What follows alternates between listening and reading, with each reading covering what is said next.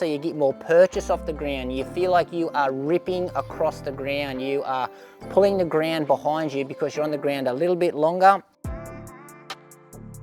Testing's complete and the scores are in, and this is the full review of the Puma Fast-R NITRO Elite 3. But before we get into it, and if you guys want to support the channel and you haven't done so already, make sure you hit that subscribe button. And with the specs, this is a neutral road racing shoe, and you're going to be able to pick it up in Australia for $350 or $300 in the US. Now, in the weight, a crazy lightweight package here. So 164 grams or 5.8 ounces. Now that's in my size. This is a US 8, I believe. And in the stack, 40 in the rear, 32 in the front, and that's going to give us a 8mm drop. Now for the scores. So in Australia, the price for this shoe is actually fair at $350. It's probably in the mid-range of where super shoes lie, but in the US it's fairly expensive. But I have to give my score from where I'm based in Australia. So I'm pretty happy here at $350, 7.5 out of 10.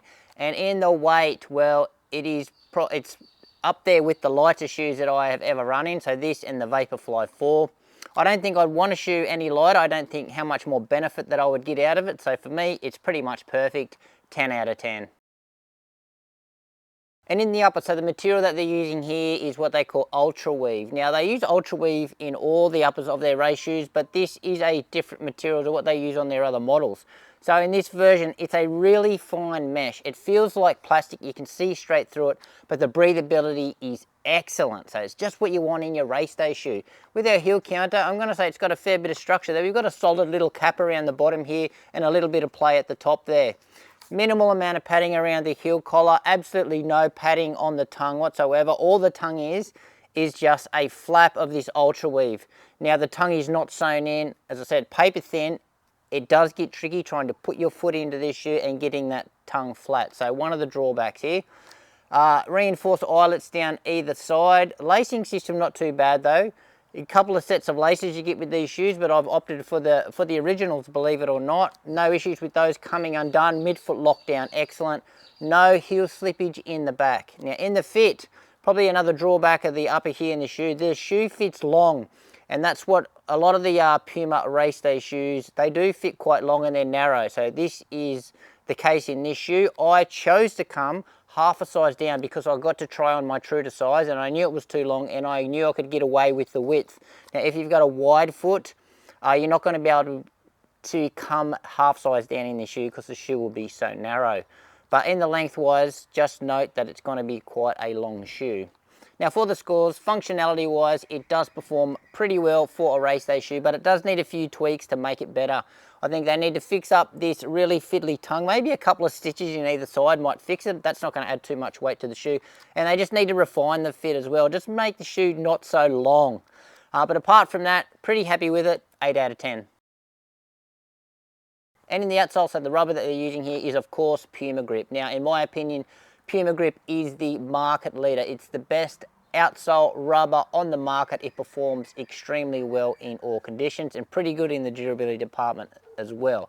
So with this shoe, it's pretty much got the entirety of the forefoot, midfoot there covered, and a couple of little patches here in the high wear areas at the back. And you'll notice that this, the outsole here, it doesn't have lugs or anything on it, so it's quite a slick surface. However, don't be worried about that because I've run on this shoe in the wet conditions and it's still sticky, tacky, absolutely excellent. So you're not going to slip around in this one.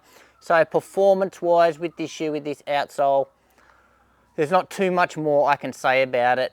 I can't give it a perfect score because I need a little bit of wiggle room to give a 10 when I do get a absolutely perfect outsole. They could probably fix up a little bit more outsole what's going on here in the rear, but performance wise, grip, excellent. Durability, up there with the best, 9.5 out of 10. And in the midsole, so the foam they're using here is their NITRO Elite foam, which you would expect because it's in their premium race day shoe. Now, it's a different formulation though that's in their other race day model, the Deviate NITRO Elite 3. I think this foam is a little bit more exciting. Certainly feels a little bit more exciting underfoot. So 2 layers of this nitro foam. So they've got their top layer. It's quite thin in the rear, and in the forefoot, it's a fair chunk of it there.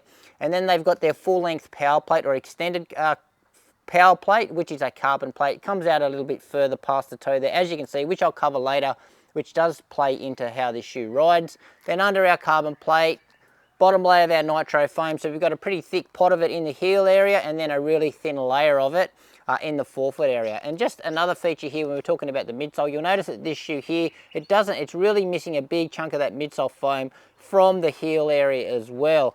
So you'll notice that the majority of the heel here is probably where the ankle joint is as well. So that also creates a few issues in the ride of this shoe, which again I'll cover later. Now in the geometry department, early stage rocker, I'm going to say here, so it starts all the way back here.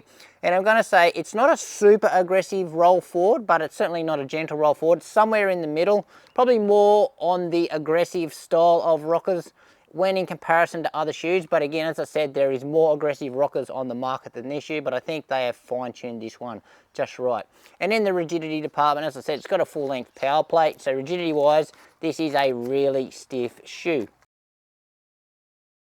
And in the ride, well, if you watch my first impressions review, I did describe the ride as fast. Now, has my opinion changed? Well, I have just run my first race in this shoe, so first proper race, first proper hit out with this shoe, Gold Coast Half Marathon, and it delivered.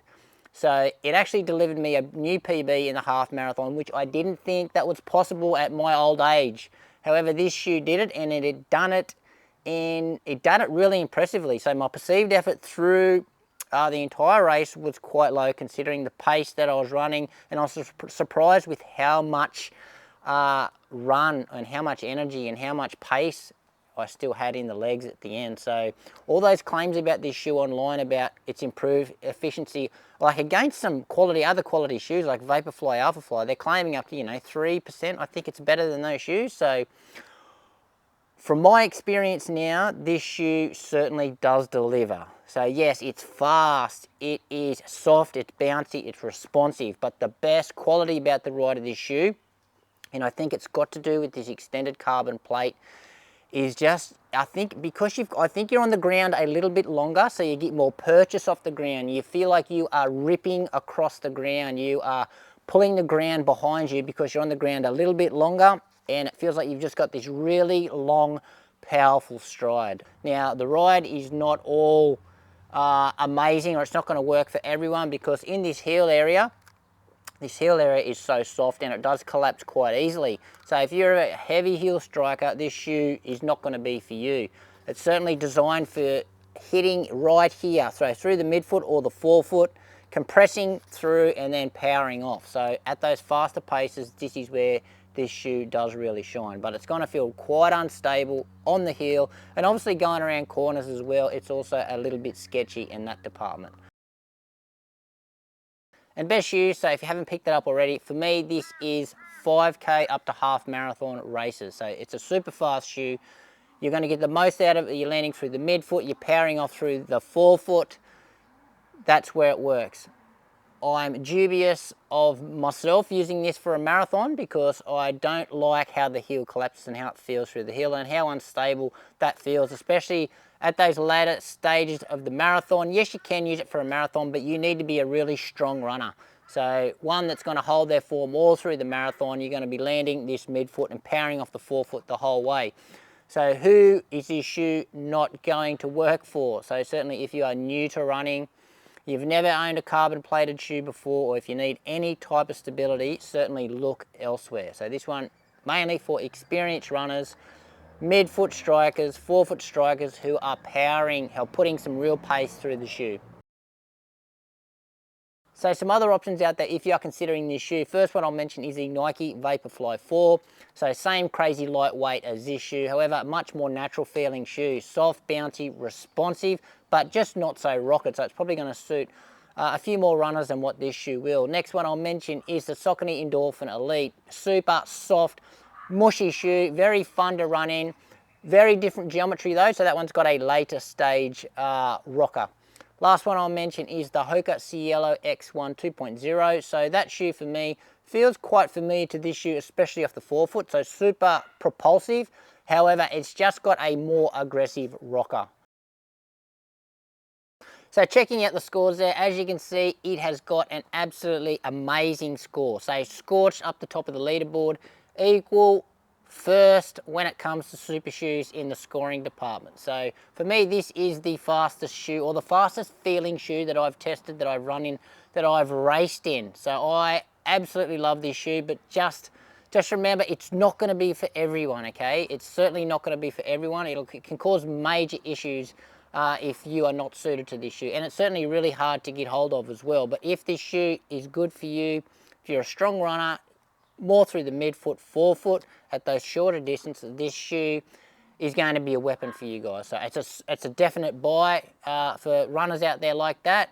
For runners that are new to running or heel strikers, I would definitely avoid this shoe. But anyway, guys, that's it for me. Any questions you've got regarding this shoe, how it compares to anything else, just hit me up in the comments. Don't forget to hang around for the RUN.ARE leaderboard that I'll put on after the full review. Thanks for watching. Make sure you give this video a like, subscribe to the channel, and we'll see you next time.